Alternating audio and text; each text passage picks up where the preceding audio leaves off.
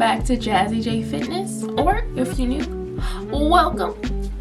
In today's video, we're going to be comparing the Apple Watch Series 3 compared to the 7 and the latest Apple Watch, the Series 8, and should you upgrade or not. So, that being said, let's get into it.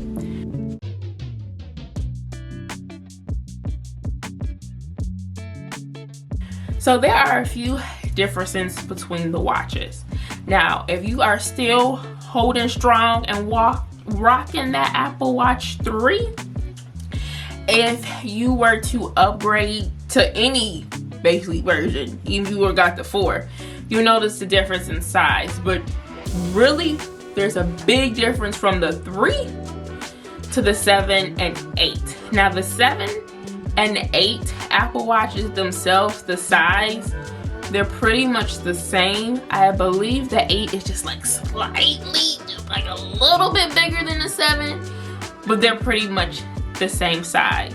But compared to the 3, the difference is astronomical. Okay, when you're wearing your Apple Watch Series 3, you probably think there's nothing wrong with the size.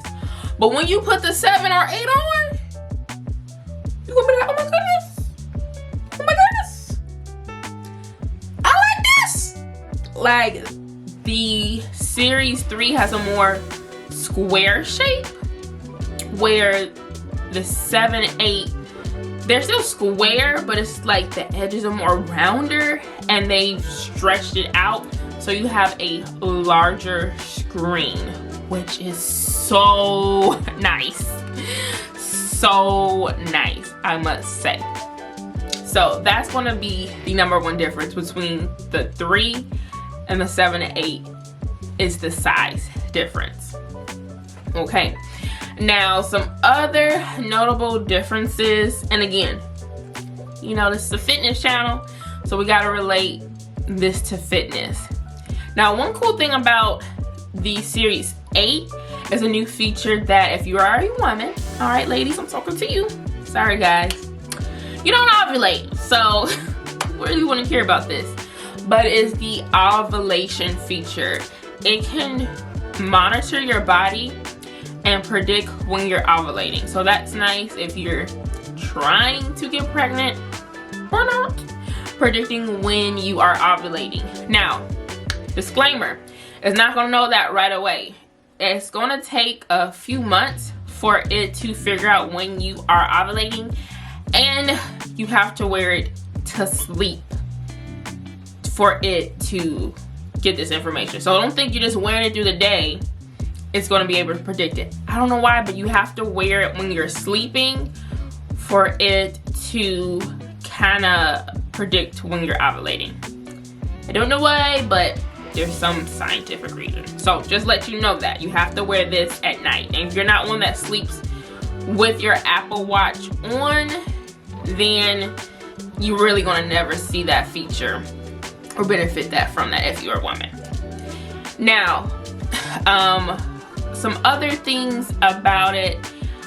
What's nice is with the latest iOS update, which where you have the 3, 7, or 8, there are some notable new differences when it comes to fitness, like cardio zone, which is nice, which Fitbit has had this forever, but it can tell you when you're working out as far as like your heart rate, what zone you are in. Only, though, disclaimer, I was doing strength training and I thought it was gonna tell me, which, I mean, strength training, your focus isn't cardio, but strength training can get that heart rate up, okay? It can go up high, but it didn't tell me. So you have to be doing stuff like running, HIIT, for the Apple Watch to tell you what zone you are in. Another nice new feature is medication reminder, which if you go into the health app, you can set it up if you take different medications, and it'll remind you when it's time to take your medication. Now, I like this, okay, because for me, I take the birth control pill, and I will set an alarm to remind myself every day to take it. Now, all my friends and family knew when it was 5 o'clock, that alarm went off. They was like, oh, time for you to take your pill. Not right as the street. So it's nice with the heel notification. You just get it on your watch and it'll tell you time to take your medication versus an alarm going off and everybody can hear it. So I really like that new iOS update. Y'all can't talk today. But again, that's an update. So it's not necessary, oh, it's only on the 8 or only on the 7. It should be available with that iOS update with the 3, 7, and 8. So you'll be able to have that feature and the cardio zone feature across all 3 watches, which is really nice. Now, another nice feature that I like when I upgraded, I had the 3 and last year I finally upgraded to the 7, is the fast charging. Oh my goodness. Your watch charges so fast, like it could be done charging, I believe, like under an hour, 100%, which is so nice, especially if you are like, let's just say you're doing a morning workout and for some reason you forgot to charge your watch and it's like, I gotta work out with my watch on, which I'm one of the people, you can't work out without your watch, but when you like to see your numbers, like how many calories am I burning? You know, what's my heart rate? You feel lost without your watch. So while you're getting ready to go to the gym, put that sucker on the charger, give it a good 15-20 minutes. It might not be fully charged, but it will give you like more than 50% charge and more than enough for you to get your workout done and last you for most of the day, which is nice. The 3, unfortunately, does not have fast charging. That was a new feature that the 7 has and the 8 also has. Now, let's get to it, Jasmine. Which one, what do you recommend doing? Okay. Should you upgrade? Now, let's be real. If you've been rocking the 3, I'm gonna tell you to upgrade.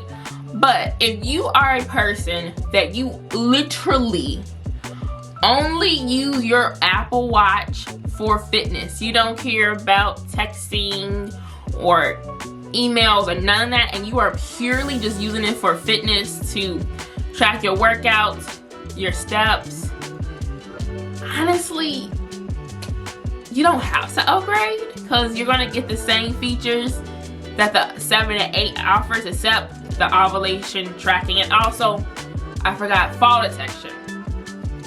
I believe that's not a feature that is on the 3, but it's available on the 7 and 8. So if you don't care about fall detection, like let's just say you're a young person, doesn't mean you can't fall, but you're not maybe as prone to falling if you like are older.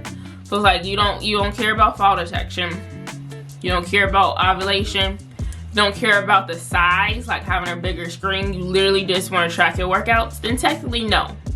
You don't have to upgrade to the latest Apple Watch.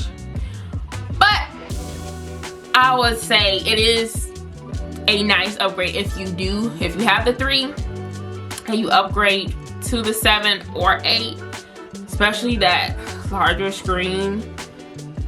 It's just nice, y'all. I'm just keep it real, it's just nice. But technically from a pure fitness standpoint, technically you don't have to upgrade.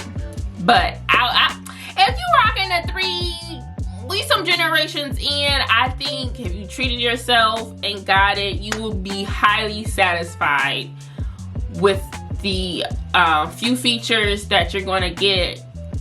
You're gonna like it, especially like I said, the charging, that's so lovely. It has a longer battery life, which is nice, and it's so much faster. So much faster. Like if you turn that Apple Watch Series 3 off and try to turn it back on, it takes forever to load back on. So the newer version is gonna be smoother and it's gonna be faster. So if you have the 3, I would recommend getting the 7 or 8 and keeping that for a few years. You'll be highly satisfied for the upgrade and you will continue to enjoy it as a fitness watch.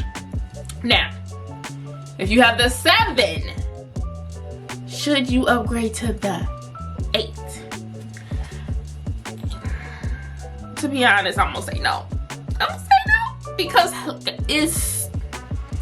it's some slight differences. Now, I'm not talking about the 8 Ultra. That's a whole nother review just on that watch itself. But just the regular 8, it is a little bit faster than the 7. A little bit more smoother, which is nice. But besides the ovulation tracking,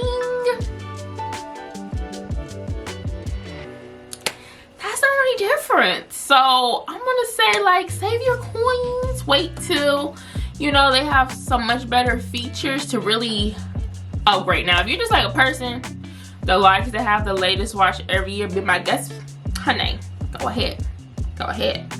But if you're really like, you don't have to upgrade, to me, it's not worth the upgrade going from the 7 to the 8, because it's for fitness. Even if it's not for fitness, in general, there's really not much difference between having the 7 and the 8. Really not. Like I said, the main thing, you have ovulation tracking.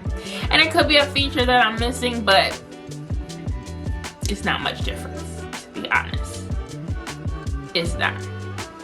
Anywho, those are my final thoughts. I digress.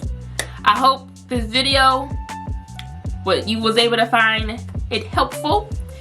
If you liked it, please go ahead and press that like button. Subscribe if you haven't. Leave a comment, and I'll see you guys on my next one. Bye.